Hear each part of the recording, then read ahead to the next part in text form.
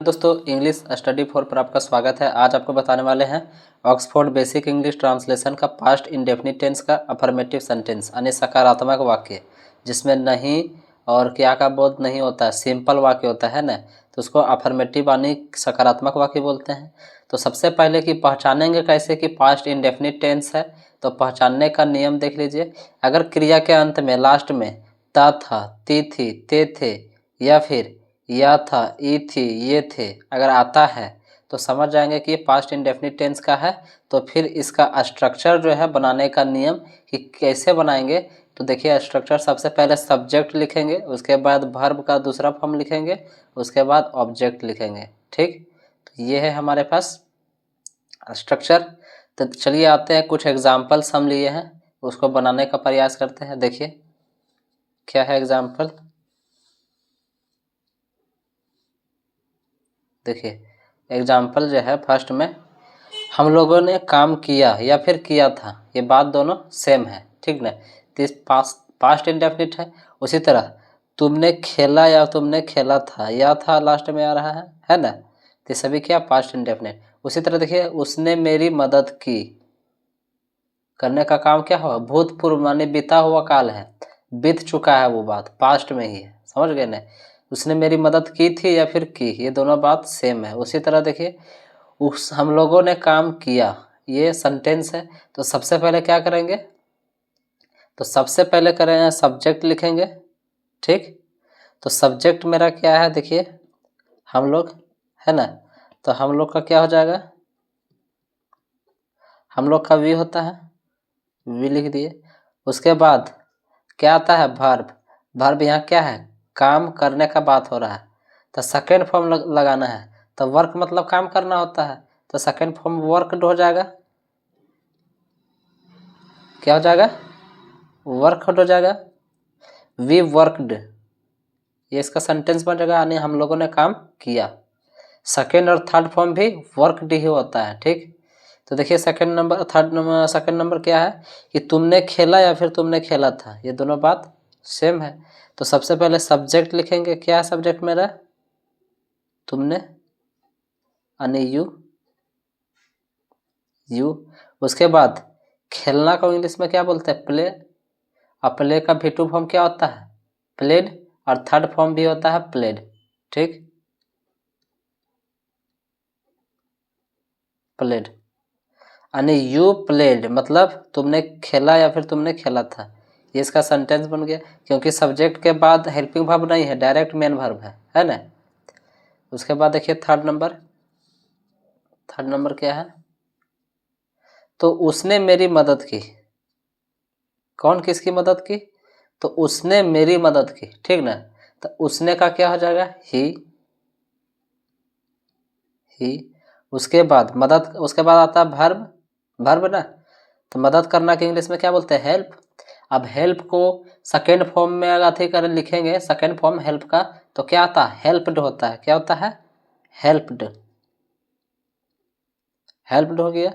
उसके बाद ऑब्जेक्ट, तो किसकी मदद की, मेरी, यानी क्या हो जाएगा, मी। ये इसका सेंटेंस बन गया।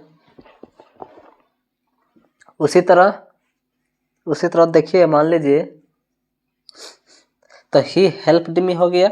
उसी तरह देखिए फोर नंबर, तो फोर नंबर क्या है हमारे पास, तो फोर नंबर है कि वह पटना गया। क्या है, वह पटना गया, तो क्या हो जाएगा, ये जो है। तो सबसे पहले क्या करेंगे, सबसे पहले क्या करेंगे कि वह का क्या होगा, ही होगा। तो सब्जेक्ट हमने पहले ही लिख दिया, ही। उसके बाद क्या है, वर्ब। तो वर्ब देखिए क्या है, जाना। अब जाना को इंग्लिश में क्या बोलते हैं, गो। और गो का सेकंड फॉर्म क्या होता है, वेंट होता है। क्या होता है, वेंट होता है, तो वेंट। उसके बाद ऑब्जेक्ट, तो ऑब्जेक्ट क्या है यहाँ, पटना, तब टू लगाएंगे, क्योंकि कहीं भी आने जाने का बोध होता है तो वहाँ टू लगाया जाता है, टू पटना, यानी ही वेंट टू पटना, मतलब वह पटना गया या फिर गया था, बात दोनों सेम है। ठीक, उसी तरह देखिए फाइव नंबर क्या है हमारे पास, तो फाइव नंबर देखिए, मैंने एक पत्र लिखा। क्या किया, मैंने एक पत्र लिखा।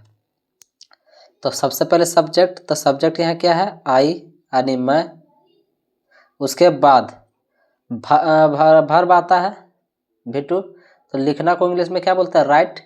तो राइट का सेकेंड फॉर्म होता है रोट। क्या होता है, रोट। तो आई रोट, क्या लिखा, तो एक पत्र। ऑब्जेक्ट तो क्या, अ लेटर। तो आई रोट अ लेटर मतलब मैंने एक पत्र लिखा। ठीक। तो उसके बाद देखिए क्या है कि मैं स्कूल गया था। मैं जो हूँ क्या गया था, स्कूल गया था। तो मैं का क्या हो जाएगा, सब्जेक्ट आई। आई के बाद वर्ब। वर्ब को इंग्लिश जानने में क्या बोलते हैं, जाना को इंग्लिश में गो बोलते हैं, और गो का सेकेंड फॉर्म क्या होता है, वेंट होता है। तो आई वेंट, कहाँ जा रहे हैं, स्कूल, टू स्कूल। ठीक। आई वेंट टू स्कूल मतलब मैंने या फिर मैं स्कूल गया था, ये इसका सेंटेंस बन गया। उसी तरह देखिए शिक्षक ने मुझे पढ़ाया। शिक्षक ने मुझे क्या किया, पढ़ाया। तो शिक्षक क्या है, सब्जेक्ट। तो क्या हो जाएगा, द टीचर, क्या लिखेंगे सब्जेक्ट मेरा, द टीचर। तो हम द टीचर क्यों लगाएं, क्योंकि अगर कहीं एक उसी टीचर के बारे में अगर बात किया जाता है, पहले से जानकारी हो, भूतपूर्व में पहले से परिचय हो, तो उसके पहले हम द का प्रयोग करते हैं। ठीक। तो क्या सब्जेक्ट में रखिए होगा द टीचर। उसके बाद वर्ब आता है। वर्ब का सेकेंड फॉर्म हो जाएगा, सेकेंड फॉर्म है सब्जेक्ट के बाद वर्ब का सेकेंड फॉर्म।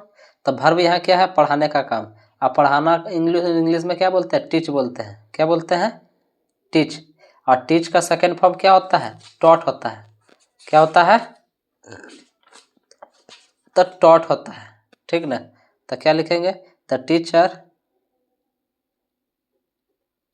टॉट। उसके बाद ऑब्जेक्ट। तो ऑब्जेक्ट यहाँ क्या है, देखिए ऑब्जेक्ट यहाँ क्या है, मुझे। तो मुझे का क्या हो जाएगा, मी। मी। ठीक। द टीचर टॉट मी मतलब शिक्षक मुझे पढ़ाया, ये इसका सेंटेंस बन गया। उसी तरह देखिए 8 नंबर। तो 8 नंबर देखिए क्या है कि मैंने उसे देखा था। मैंने उसे देखा था। तो मैंने का क्या हो जाएगा, आई। आई के बाद क्या हो जाएगा, वर्ब यहाँ क्या है, देखने का काम। अब देखना को इंग्लिश में सी बोलते हैं, और सी का सेकेंड फॉर्म क्या होता है, सॉ। क्या होता है, सॉ। आई सॉ, किसको देखे, उसे। और उसे को इंग्लिश ऑब्जेक्टिव केस क्या होता है, हिम। हिम, ये हो गया। आई सॉ हिम मतलब मैंने उसे देखा, ये इसका सेंटेंस बन गया। ठीक। तो आशा करते हैं ये वीडियो आप लोगों को पसंद आया होगा, और यदि नए समझ में आया होगा तो आप कमेंट करके हमसे पूछ सकते हैं।